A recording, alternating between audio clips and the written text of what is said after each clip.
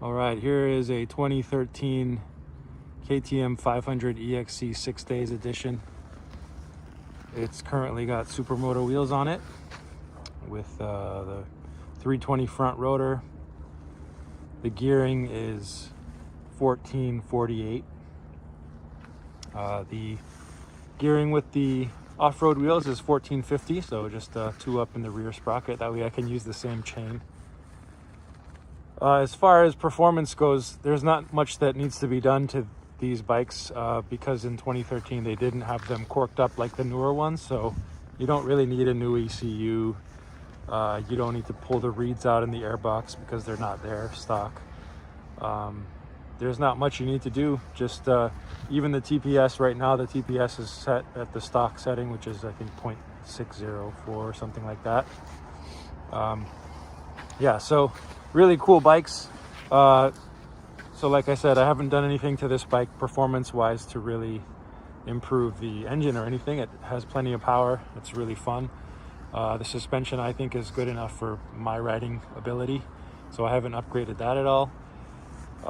Like I said, it's got Supermoto wheels on it. I actually went the really cheap route and ended up buying the components separately and putting the wheels together myself. So I bought the hubs, the spokes, and the rims, and just laced them up myself. I can show you. I also put in a tubeless valve stem because these are tubeless. I just used really high strength 3M tape and made them tubeless. So far I've been riding around for about 2 months or so and haven't had any leak issues. This is the second time I've done this to these kinds of rims, spoked rims, and I had no issues. So yeah, it's really fun to be able to do something yourself and come out with a decent result. Plus, like I said, I saved a ton of money. I think all in, even with the rear sprocket, the rotor, rear rotor, the front brake rotor, and the caliper bracket that you need to extend the front brake, I think I spent less than $500, and I'm pretty happy with the results. Now they're probably not the same quality as something like a Warp 9 rim, but I haven't had one of those, so I can't tell you of the quality of those, but these are decent. The hubs are actually quite nice. The hubs are from a company called JFG. They're Chinese. These are all parts that I bought on Aliexpress, and I have to say I'm pretty pleased with them so far. The jury's still out on how well they'll hold up. Obviously, I haven't put that much time on them, but the more time I spend, I guess I'll find out. The rims themselves were not perfectly straight, which is whatever. I don't know typically how rims come, but once you lace them up and you true them, you can deal with any wobble issues. They're also balanced on both sides. I've gone over the speed limit and I've had no issues with any kind of speed wobble or anything. They're quite stable. This bike does also have a damper on it. Again, I kind of went the cheap route. This is a copy of a Scott's damper, but it has the mounting bracket under the triple clamp there, and it's performed very well. I'm very pleased with this. It's worked really well off-road as well as on-road, so quite happy with that. What else to say? There's I've got, again, these are sort of Aliexpress copies of the double take mirrors. They're quite rattly, but I guess any mirror you put on a dual sport is not gonna be really solid. But I do notice at certain RPMs they just rattle so much you can't even see them. So I had some hard mounted mirrors previously that I think I might put back on. I think I prefer those. It's got a seat concept seat, the XL wide seat, so this is quite comfortable on very long days, which I've put in 6-8 hour days on this bike, and I've had no issues with it. It's been very comfortable overall. So that's that. It's still a dirt bike seat, but much better than stock. I put a little pouch on here, just used the straps to put under the mount to the seat, and it's very small. This is a very small bag, but it fits something like your, you know, earplugs or your extra batteries or your wallet or your phone. So I just found something small like this to carry around if you don't want to keep it in your jacket pocket or your pants. That's kind of nice.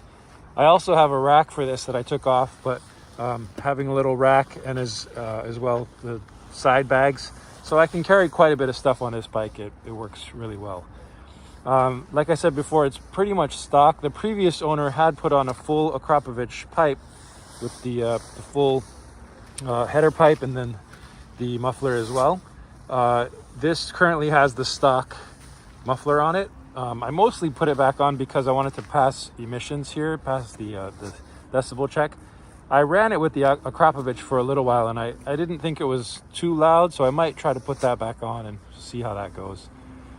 The other stuff that's on this bike is somewhat bling. It does have a key. I thought about removing it because originally this particular bike, it looks like it didn't come with a key, so the wiring is not done very well.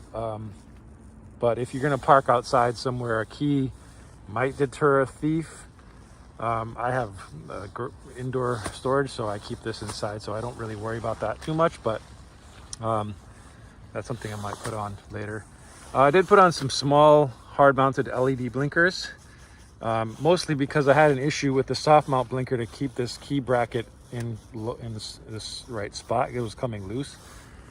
But yeah, they look pretty cool. On the rear, I got the smaller one, so they're very small.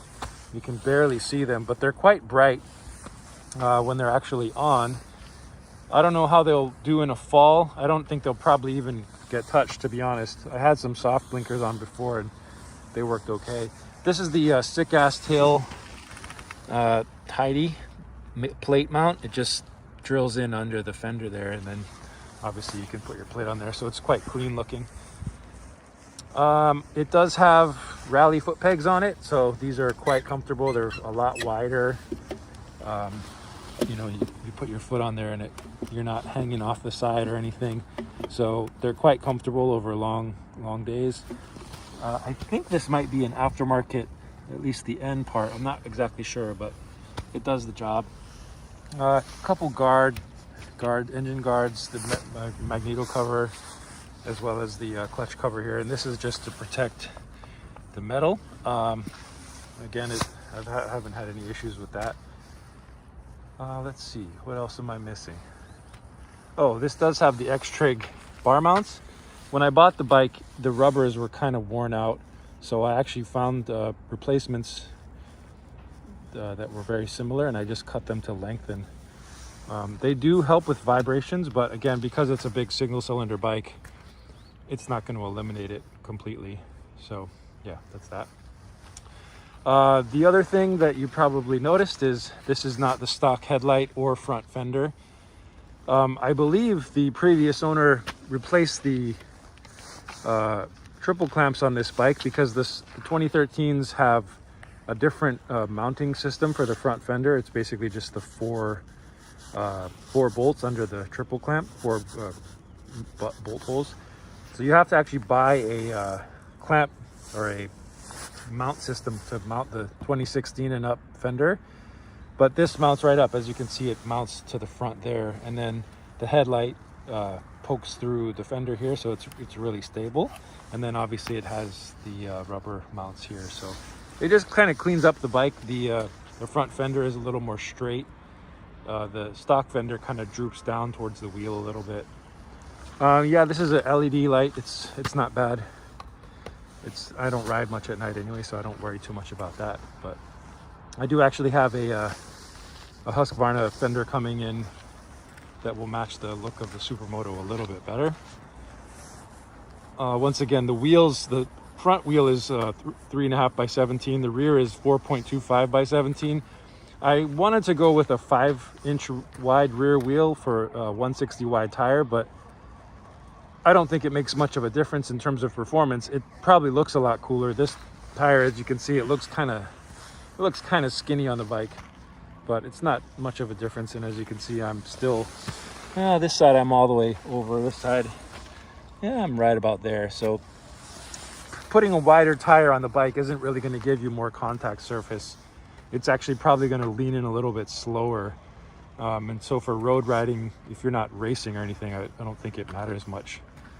You might want to get a wider tire if you prefer a 160 for more tire choices, but I didn't really care. These are, I think, the Pilot Power 2 CT. Let me make sure that's right. Yeah, Pilot Power 2 CT. And I'm quite happy with these. So they're a dual compound tire, so they're harder in the middle, so you get longer mileage, and then on the outside they're a little more sticky. So for cornering and stuff, they're quite good. Yeah, so that's the 2013 KTM 500 EXC. This is the first sort of proper Supermoto I've had. I've had a few other Supermotos. I've had 2 KTM 690 SMCs, and the previous one, which was I think called the Supermoto 690 with the weird sort of beak. I've also had a KTM 990 Adventure. I've had a Husqvarna SM610 and a DRZ, 2 DRZ SMs, and one of them was an E that I converted. So I had a little experience with Supermotos. So far, this one is, I think, the most performance-oriented bike. It's a lot of fun. They're really easy to work on. So it's kind of fun if you don't know much about engines. I mean, any single cylinder, to be honest, but I think the engineering of these bikes is quite good. They definitely don't make it difficult for you to do any kind of work. The performance, or excuse me, the maintenance intervals on this bike, the manual talks about replacing the oil every, I think, 10 hours, but those are under raced conditions. So generally, I think the consensus is if you're doing kind of road riding or, you know, not super heavy off-road, you can probably go get away with 20-hour oil changes, or around 1,000 to 2,000 kilometers, depending on what you're doing and how easy it is to change your oil wherever you are. So far, I've been changing the oil on this bike every 20 hours, and I've had no issues. The oil's clean. Obviously, you change the filter as well. I've also done one valve check, and one of the valves was out of spec. So I'll check the valves again on my next oil change, but that's also pretty easy to do. So I think that's pretty much it for this bike. I'm considering getting a larger tank, you know, just for better range, but I'm not sure if I'll actually need it. So still considering that. Other things I might consider doing are upgrading the fuel pump and the fuel filter. But again, it's not really necessary. The bike runs good as it is. I haven't had any real issues with it. So quite happy with this bike. I'm probably not going to sell it anytime soon. It's quite hard to find these. They're road legal, obviously, and there aren't many bikes that are like this that are road legal, other than a DRZ SM or a 690 SMC, which are both quite a bit heavier. So yeah, that's my bike. If you have any questions, feel free to ask, and I'll try to answer if I can. All right, enjoy your ride and have a great day. Bye.